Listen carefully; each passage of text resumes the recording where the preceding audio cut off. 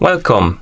In front of me I have DIESEL On Axial watch, and I'm gonna show you how to factory reset this watch by using the system settings on it.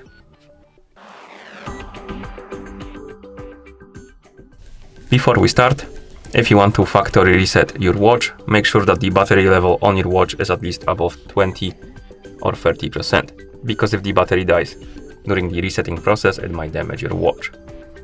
Now let's continue with the reset. So first thing you will need to do is to wake up the screen on your watch, and you can do it by pressing any of the buttons. After you wake up the screen, press the crown button to open the menu. Now scroll through the menu, find the settings icon, and once you find it, tap on it to enter the settings. In settings, scroll down, find the system option, and then tap on it.